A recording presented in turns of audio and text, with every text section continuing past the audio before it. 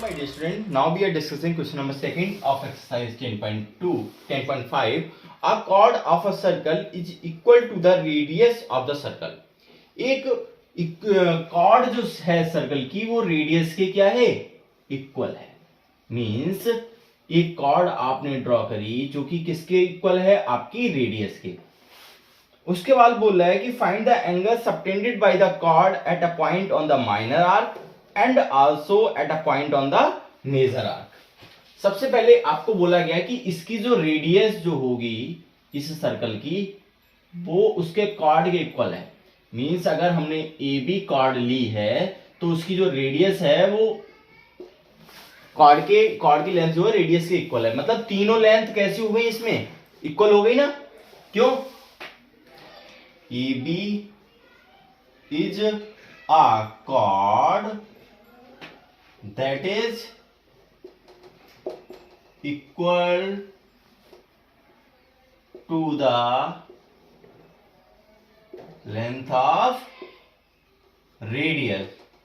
So triangle AOB is equilateral triangle.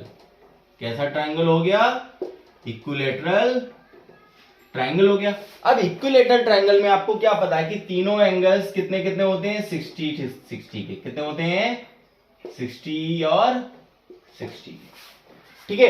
अब अगर हम मेजर आर्क की बात, ये आर्क को लेके हम अगर एंगल सबटेंड करें तो इस एंगल को अगर हम लेट सपोज कहीं भी आप ड्रॉ कर लेते हैं, सिर्फ इस आर्क को लेके इस पॉइंट को नाम दे देते हैं हम P, और एक हम माइनर आर्क पर एक एंगल लेते हैं इस तरीके से, इसको नाम दे देते हैं Q.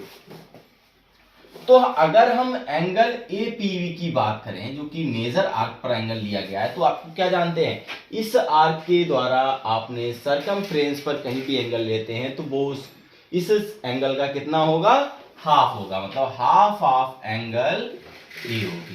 Half of angle AOB means half of 60 degree means 30 degree.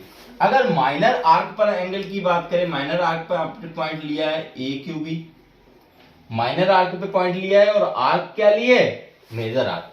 तो जानते हैं आप कि अगर एक और कॉन्सेप्ट, चलो मैं आपको नॉलेज में डाल दे रहा हूं कि APBQ इज साइक्लिक. क्या हो गया, ये साइक्लिक क्वाड्रिलेटरल हो गया. और साइक्लिक क्वाड्रिलेटरल में क्या बोला गया था कि अपोजिट एंगल्स का सम कितना होना चाहिए, opposite sum of opposite angles are 180 degree.